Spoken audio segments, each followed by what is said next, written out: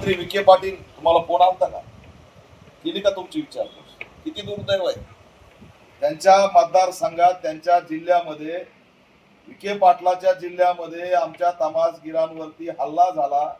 विठाबाई नारायणगावकर राष्ट्रपती पारितोषिक मिळालेलं व्यक्तिमत्व, या भारताची शान आहे, ती महाराष्ट्राची शान आहे. त्यांच्या तमाशा फडावर हल्ला होतो आणि विखे पाटील साधा फोन करून विचारपूस करत नाही. उलट त्या ठिकाणी कोणत्या राजकीय नेत्यांनी दबाव आणला होता, एफआयआर लवकर झाली नाही, याची चौकशी झाली पाहिजे. ती व्यवस्थापक मला सांगत होते, किती 112ला कॉल लावले तुम्ही? 7 वेळा 112ला कॉल लावलेत. काय कामाचा आहे तो 112? जर 7 मर्डर झाल्यावर तुम्ही येणार होते. त्या ठिकाणी आम्हाला मॉब लिंचिंग झालेली आहे. 100, 150, 50 लोक आमच्यावरती तुटून पडलेले आहेत. सामूहिक त्या ठिकाणी बलात्काराची शक्यता होती, त्या ठिकाणी सामूहिक हत्याकांडाची शक्यता होती. तुम्ही धुळ्याला बघितलं असेल, भिक्षा मागणारे 4-5 जण मारून टाकले, ती अवस्था त्या ठिकाणी झाली असती. पण याच्यावर कायदा येत नाही. भटकंती करणाऱ्या लोकांना सुरक्षित करण्याचा राज्य सरकारकडे धोरण काय, हा प्रश्न आम्ही विचारतोय. आमच्या सुरक्षेची त्या ठिकाणी गॅरंटी काय, हा प्रश्न आम्ही विचारतोय. आणि उपकार करत नाहीत. आम्ही लोककला स्वाभिमानाने या ठिकाणी मांडतोय. आमची परंपरा आहे. दुर्दैव आहे की महाराष्ट्राची आता बघायची दृष्टी बदललेली. पण एक काळ होता, आम्ही लहान होतो, ऊसतोड कामगाराचे मजूर आहेत, ग्रामीण भागातून आलो, आई सोबत, बहिणी सोबत, भावासोबत आम्ही तमाशा बघायला जाणारे लोक आहेत. ह्या तमाशाचा स्तर आज एवढा बिघडलाय का? एवढे तमाशाकडे बघण्याचा लोकांचा दृष्टिकोन तुच्छ होत का चाललाय? ही व्यवस्था सुद्धा या ठिकाणी कारणीभूत आहे, आमचा असा थेट या ठिकाणी आरोप आहे. म्हणून आमची या घटनेकडे बघण्याची जी दृष्टी झालेली, तमाशा फडाचं अस्तित्व या महाराष्ट्रात धोक्यात आलेलं आहे. तमाशाचं अस्तित्व पुढच्या वर्षीपासून किंवा 2-5 वर्षानंतर दिसल की नाही अशी अवस्था झालेली. कोरोना काळामध्ये कोलमडलेला तमाशाचा जो फड आहे, तो या लोकांनी स्वतःच्या बळावरती उभा केला. कोणत्याही सरकारने त्यांना 1 रुपया दिला नाही. कोणत्याही सरकारने त्याचा विचार केला नाही की बाबा या लॉकडाऊन मध्ये या तमाशावरती पोट भरणारे लोक कसे जगणार आहेत. म्हणून साधं गव्हाचं 5 किलोचं किंवा तांदूळाचं 1 किलोचं पाकिट सुद्धा या आमच्या तमाशा फडाला गेलेलं नाही. एवढी बिकट अवस्था आमची. कसं तरी त्या संकटातून ही लोककला जिवंत राहावी म्हणून या कलावंतांनी तमाशाचं अस्तित्व पुन्हा क्रिएट केलं.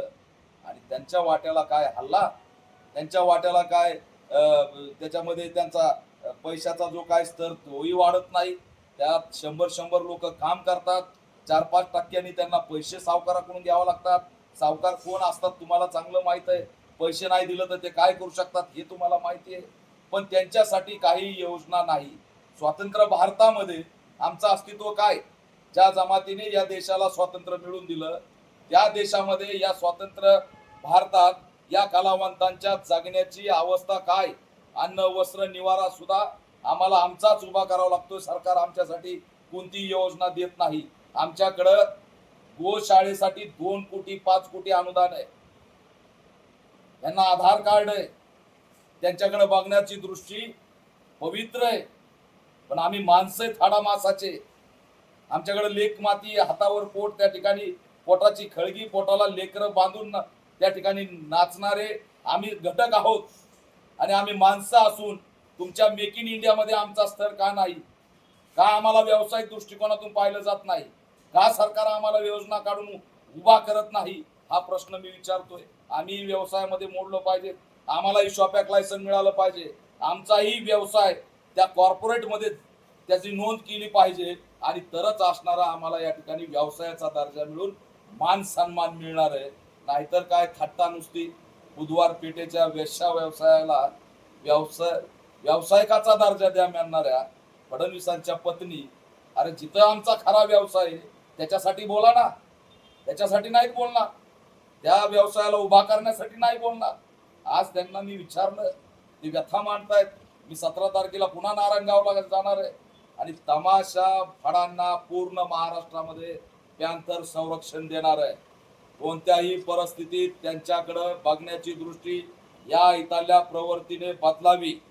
आमच्या लेक माती रस्त्यावरती पडलेल्या नाहीत. तुम्हाला तमाशाच्या गाडीचा बोर्ड दिसला म्हणजे तुमची त्या ठिकाणी काय होतं ती मस्ती जिरवायला आम्हाला वेळ लागणार नाही. त्यांच्याकडे जर वाकड्या नजरेने महाराष्ट्रात आमच्या आया बहिणीकडे बघितलं तर पॅन्थर ठोकून काढल्याशिवाय राहणार नाही. हा इशारा सुद्धा मी आज या ठिकाणी देतोय. माझ्यासोबत विठाबाई नारायणगावकरांचे नातू आहेत, रोहित नारायणगावकर व्यवस्थापक आहेत, राम चौगुले, आणि हे सगळे त्यांचे प्रश्न मी आता ऐकून घेतलेत. 1-1 कोटी रुपयाचं कर्ज झालंय. उद्या या तरुणांनी फाशी घेतली तर कोण जबाबदार आहे? काम करणाऱ्या एखाद्या त्या ठिकाणच्या ज्या आमच्या नृत्यगण असतील, कलाकार असतील, त्यांचा जर उद्या पोटच भरलं नाही, त्यांची फाशी घेतली त्यांनी, तर कोण जबाबदार असेल? पण दुर्दैवाने या राज्यात कलाकारांनी फाशी घेतल्याची नोंद सुद्धा होत नाही. कलाकारांनी फाशी घेतली म्हणून त्याला असणार 1 रुपया सुद्धा सरकार देत नाही. म्हणून आमचं सुद्धा महामंडळ असावं, स्वतंत्र महामंडळ असावं, ही आमची भूमिका राहणार आहे.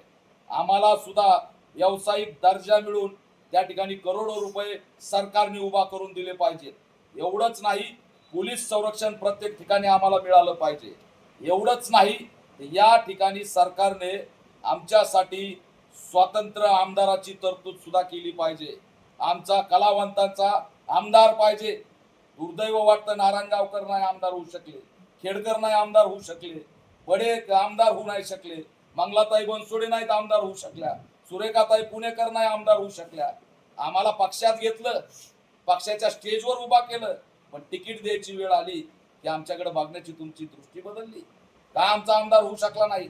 काय नव्हतं आमच्याकडं? आम्ही प्रसिद्ध होतो, पण तुम्हाला कंगना राणावत कलाकार वाटते, तिला खासदार करता. एक त्या ठिकाणी बिहारमध्ये मुलगी पंतप्रधानापुढे गाणं म्हणली तर तिला आमदार केलं. आणि इथं आमचे हे सगळे तमाशाचा जो काही एक लोककला जिवंत ठेवणारे कलाकार, त्यांची सुद्धा राज्यात एक विशेष क्रेज आहे. त्यांना मात्र आमदार करता आलं नाही, खासदार करता आलं नाही. त्यांच्यावरती दगड मारता येतात, त्यांच्या लेखी गाडीतून खाली वाढता येतात. ही अतिशय दुर्दैवी आणि निंदनीय बाब आहे. या सगळ्या मुद्द्याला घेऊन आम्ही लढाई उभा करणार आहे. विठाबाई नारायणगावकरांचा उभा पुतळा आहे याच्यामध्ये नारायणगावकरला. तिथं मग ते म्हणतात की तिथं सुविधा नाही, त्यांचं स्मारक होऊ शकलं नाही. का बाबा? का बघण्याची दृष्टी आमच्याकडे असेल? त्याच्यामुळे ही लोककला जगली पाहिजे, जिवंत राहिली पाहिजे. मी सगळ्या महाराष्ट्रातल्या लोकांना सुद्धा आव्हान करतोय की त्याच्यामध्ये कोणत्याही परिस्थितीत तुम्ही या आमच्या तमाशा फडाला टार्गेट करू नका. त्याही कुणाच्या तरी आया बहिणी, हे सगळे आपले भाऊ आहेत, 3 दुबळे आहेत. आणि त्याच्यामुळे या जे काही काय दिलं जातंय 10 लाखाचं दरवर्षी येत, 10 लाखाचं बक्षीस सरकार दरवर्षी एका ज्येष्ठ कलाकाराला देतंय. विठूबाई नारायणगावकर यांच्या नावाने 10 लाखाचं बक्षीस, पुरस्कार. त्यात कॅश रुपी पैसे असतील ना, रोख रक्कम आहे 10 लाखाची.